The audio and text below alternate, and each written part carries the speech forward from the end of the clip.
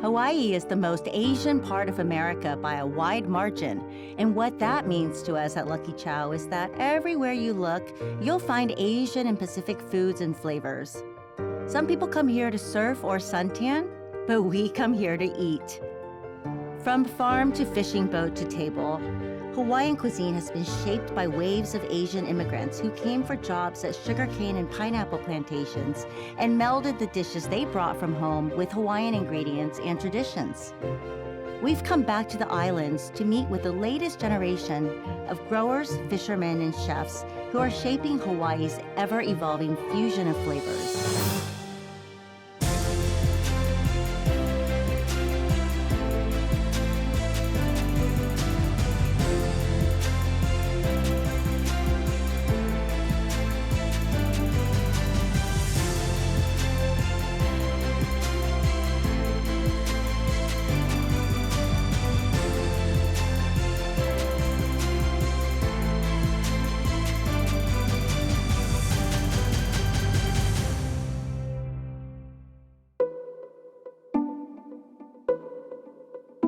You may think of Hawaii as a paradise for surfers and sunbathers, but its rich soil means it's also the perfect place to grow fruit. At Kahuka Farms, an orchard on the north shore of Oahu, the fourth-generation owners Kylie Matsuda and Judah Lum are bringing modern agricultural methods to the cultivation of nourishing native fruits like mangoes, papayas, and passion fruit. And they serve what they grow at their new farm cafe. I stopped by Kahuku to take a walk through the orchards and pick and taste tropical fruits fresh from the tree. You know, growing up, my parents kept us off of the farm, very active in other type of activities because farming is so risky. So they really wanted us to go out and do our own thing. And when I decided in college that I wanted to come back and work for the family business, they told me, no, we sent you to college. You go out and you do something different. Farming is just too risky. So it was my sister, my husband, and I that stepped up as the fourth generation to diversify our family business. So that's when we created the Farm Cafe at Kahuka Farms, which is a true farm-to-table experience where we actually brought the tables to the farm. This is actually an old plantation village, and it was only growing sugarcane until 1971. So this is the Hawaiian acai palm, and it looks like a lot of other palms out there. So a lot of people will be like, I think I have this growing at home. That start off as a spiky stem that produces little blossoms that will be pollinated by bees. The green fruit will eventually change color to what you see in the older one here, where we'll get this purple color. Passion fruit, or lilikoi is the Hawaiian word for it, grows on a vine, and it's actually the only fruit on the entire farm that we wait till it falls off, till we harvest it. You'll notice that it's got a great force field surrounding it, and we'll pick it up, we'll wash it, we'll cut it open, which needs to be done by hand. So you need to have some skill. And then what you see on the inside is the pulp and the seeds. It's really sour, right? They Very say tart. it's very, very tart.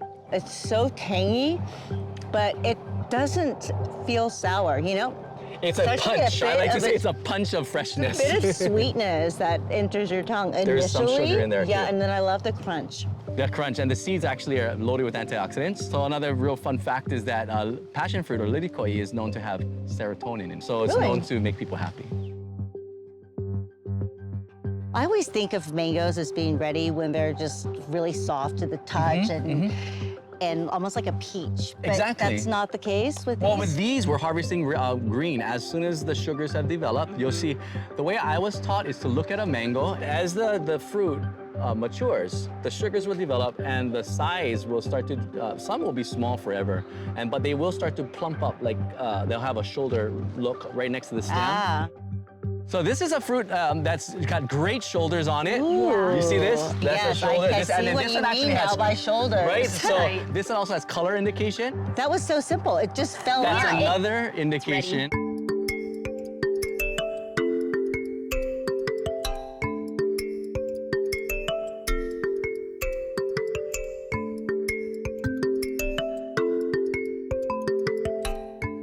So this is actually a baby banana tree right there. Ah. With right access to water and of this beautiful ultraviolet ray we get out here in Yes. Kahuku, bananas can grow very quickly. And this was actually what it looked like right before it started opening. This was a petal, That's the a first petal banana that opened up. blossom.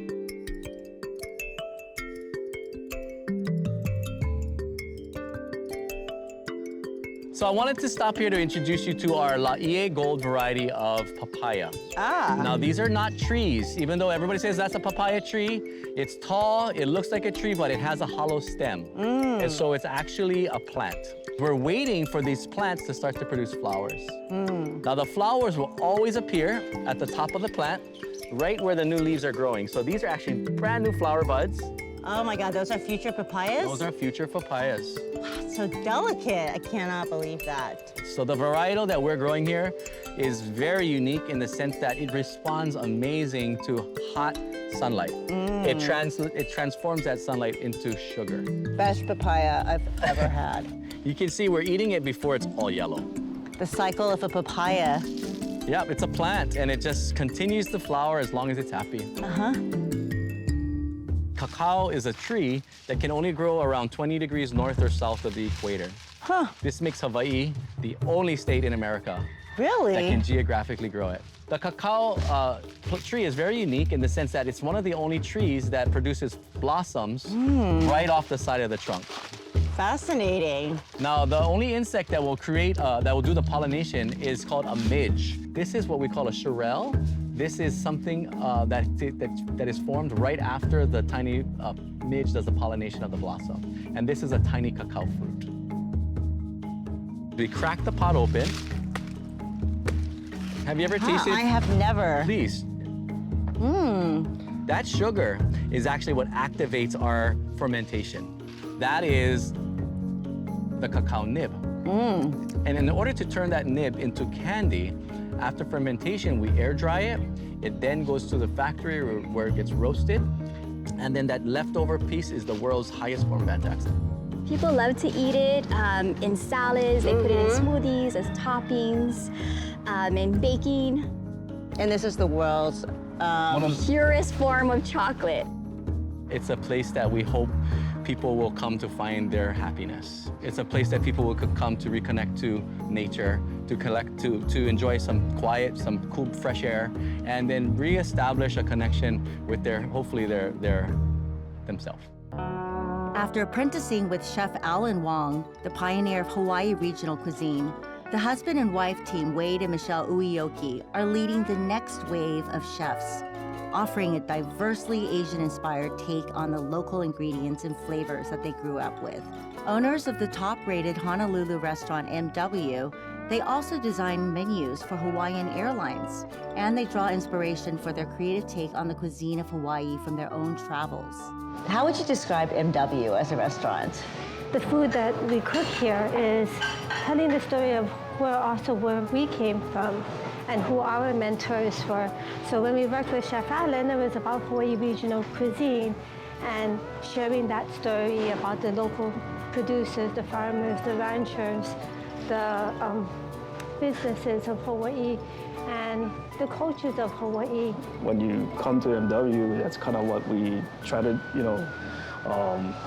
taking those things that we grew up eating and changing it and kind of elevating it a little bit and making it a little contemporary. Cooks are chasing French and chasing Italian, and something where you may never have been there, never worked in that kind of restaurant, but what's wrong with being proud of who you are and your culture, where you came from, and doing that, putting it on the plate. This is a arancini. Inside you have unagi and butterfish. And then it's topped with a little It's topped with a little wasabi koji mayo and kabayaki sauce and katsuo. We kind of take sometimes the places where we've traveled and how it's also influenced us as well.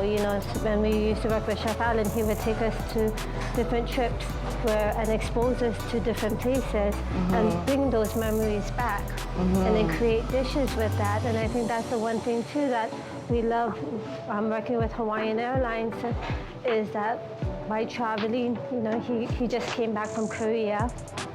And so he comes back with the things that influenced him there, and he shares it with the kitchen here, and then creates different dishes in our style.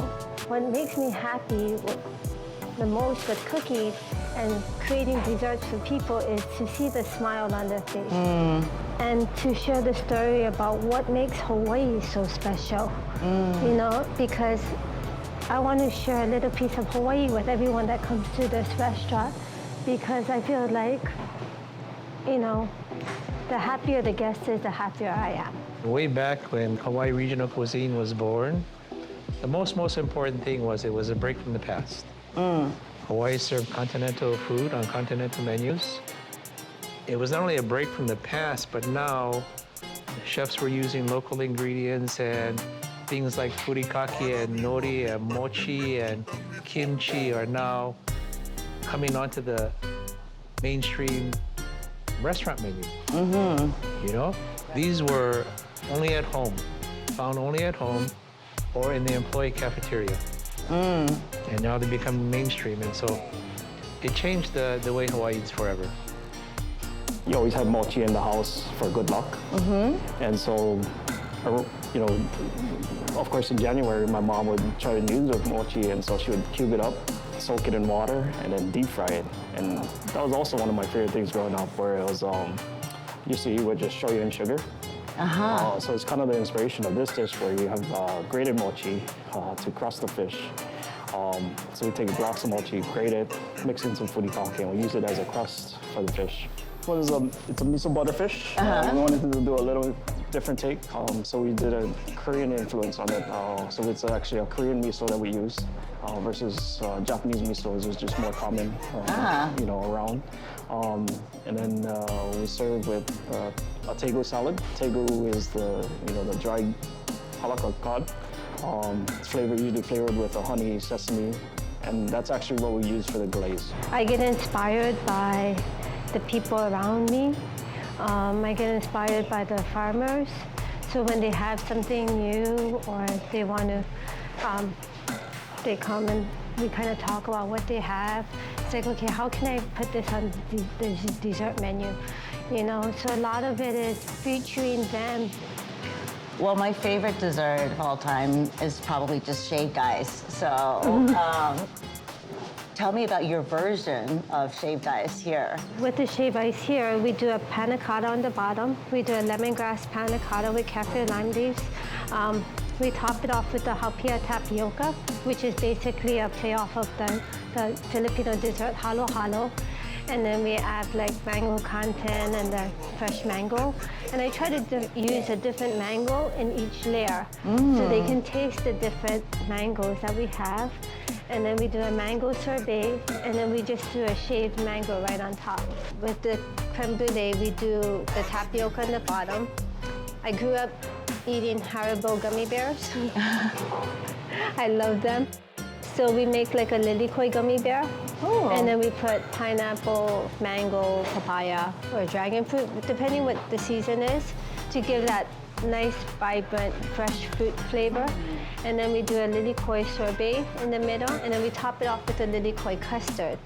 So, and then we burn it.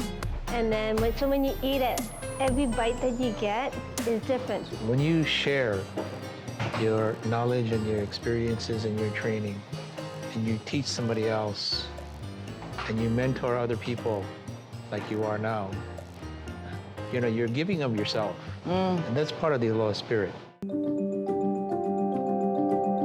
Fishing has always been a mainstay of Hawaiian life. In these days, the Honolulu Fishing Agency runs the only fish auction in America, modeled after Tokyo's famous Tsukiji Fish Market. Brooks Takenaka, the agency's general manager, gave me an early morning tour of the auction floor, which is probably the chilliest place in Hawaii. This is incredible. Look at this. The primary species, target species, are the big-eyed tunas, all right?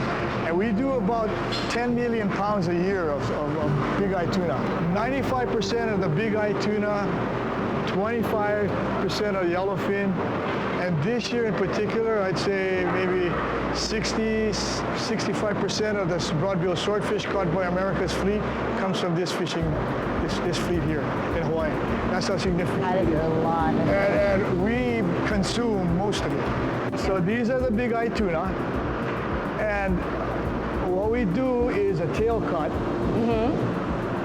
and we also cut a wedge out. And so with their experienced eye, they can tell pretty much determine the value of the fish.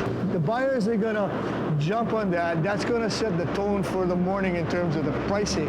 Are they looking for fat? I mean, I guess it depends on the individual Well, buyer, right? as Chef Paul Prudhomme once told me a long time ago, fat is where the flavor is. And so, same thing with the fish. Fat is where it's at. Okay, that's why they say abura or fatty bluefin, fatty biniat. Well, my grandfather was a fisherman. My family, however, did not want me to be a fisherman.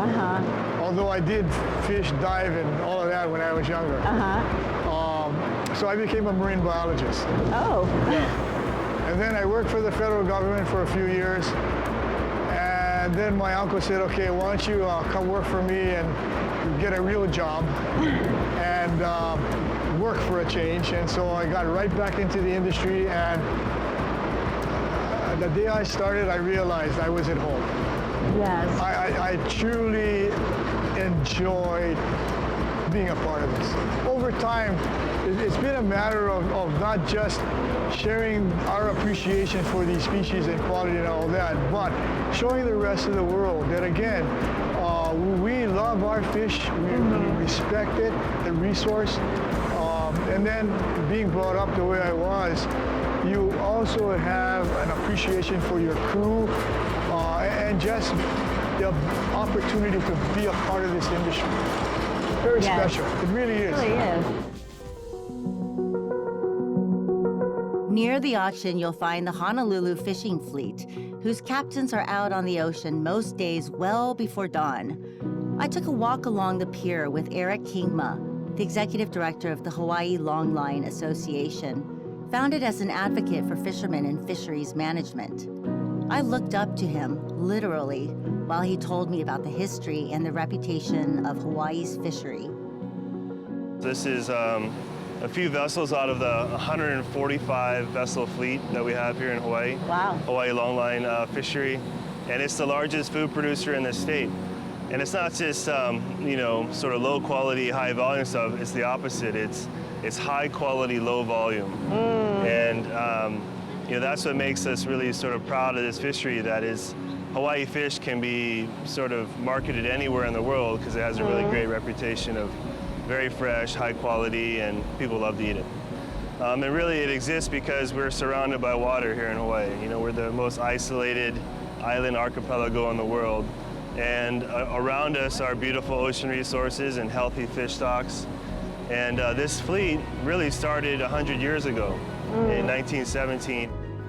At the Honolulu fish auction, the early bird gets the tuna.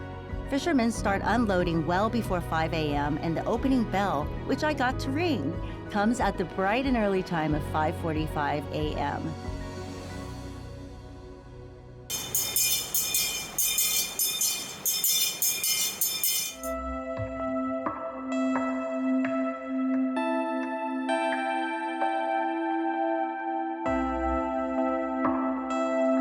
Key part of all of this, we sell the fish.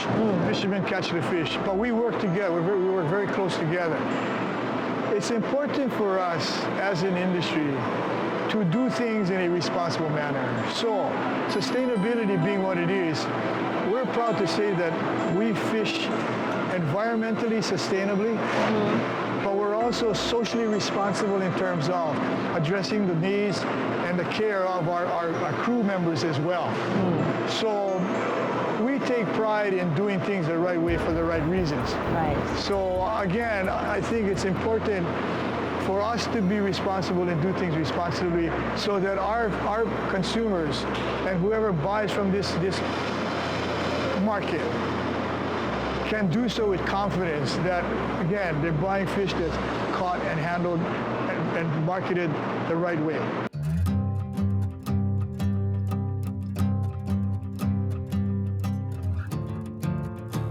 After spending the morning at the fish auction, I met up again with Chef Alan Wong, who was inspired by the catch of the day to share his version of a simple, classic, truly Hawaiian tuna poke that is elegant and refined and one of the best bites I had in Hawaii. So one of the biggest misunderstandings or misconceptions is that anything from Hawaii is Hawaiian. So this is a Hawaiian dish. The Hawaiians are its own ethnic, people. It's no different than the Tahitians, the Fijians, the Samoans, the Tongans. And they had their history here in Hawaii, how they cooked. One was they ate a lot of raw fish. Sure. You took what you wanted just for today, whether it's for you, your family, and your friends or your neighbors. And then tomorrow you go back again. So poke was sort of like, literally means cut, cubed. So there's this hatch, look like cubes or diamonds. You have to look at a poke as like a raw fish salad. And so people know what ceviche is. That has acid, the lime juice or some kind of acid. This has no acid at all. In old Hawaii, the ocean was like a refrigerator. So this is center cut right here. The belly would be here. Okay. This is called the bloodline. Oh, if there was a yes. lot of fat, you could see like it gets real pink and flat here. So maybe this is like 1 finger, 2 finger fat, 3 finger fat. More fingers, more fat, the more expensive. What I'm gonna do is cube the tuna or the ahi or the maguro. And what is your take on it? So the first thing is to season it with a little bit of kosher salt. We just wanna let that sit. Inamona, which is the roasted kukui nut. I'm gonna add sambal, something with heat in it. Sesame oil would do the trick. To give it that nutty flavor.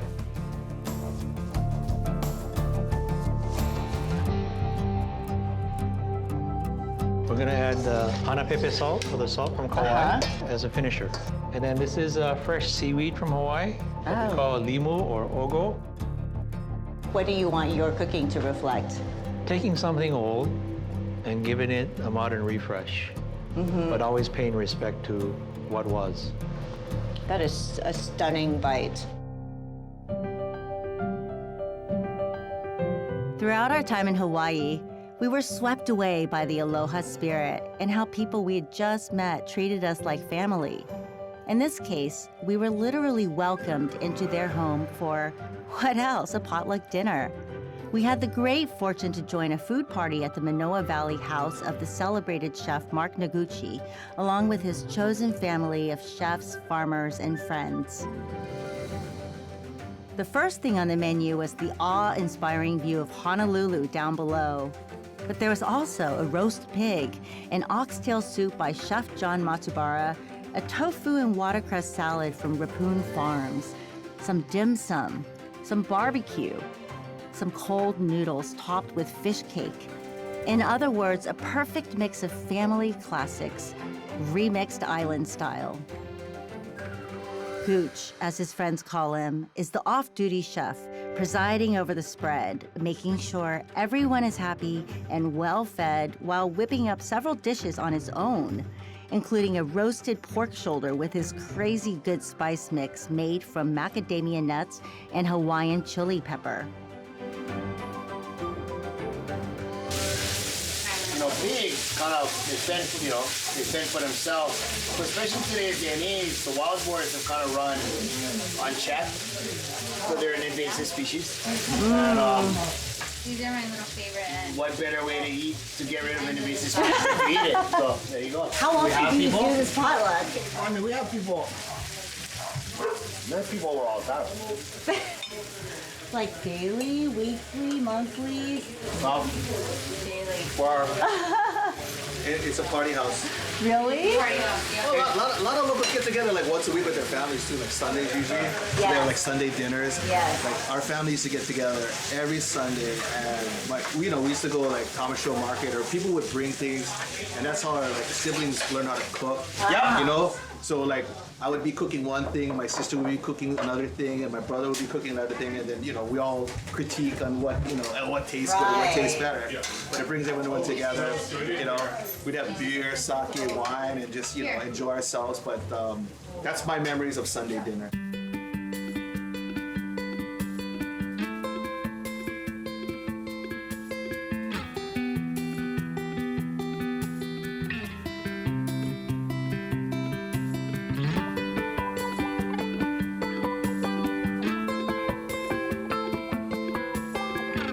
We have, this is hiyashi-chuka. It's a cold noodle salad. It's actually a dish that my mom. This is lechon kawali, Filipino crispy pork with pickled tomatoes, and actually our daughters and Amanda grew the tomatoes outside. Just some dim sum, shrimp chips. This is smoked meat from Big Island. Kimchi. This is the rapun, watercress, tofu salad. Eating the amount of meat that we do today is a very Western concept, right? But our ancestors had to do with little or less than none. Yeah, exactly. It flavors everything else. We don't eat like this every day. Like, this is obviously a spread, but when we get together with friends and family, this is how we eat. Like, everybody brings stuff. Potlucks may be universal, but the food and the spirit at Gooch's house were distinctly Hawaiian, straight from the hands and hearts of people devoted to growing and cooking locally and sustainably with care and love. In the middle of the Pacific Ocean, 2,500 miles away from the mainland, Hawaii is part of the United States and yet truly a place apart. And its cuisine reflects the fact that it is an authentic melting pot. It's a place where immigrants from every part of Asia have stirred their own traditions into the mix while adopting the island's laid-back style and pay-it-forward philosophy. After you've experienced Hawaii, friends and family has a whole new meaning.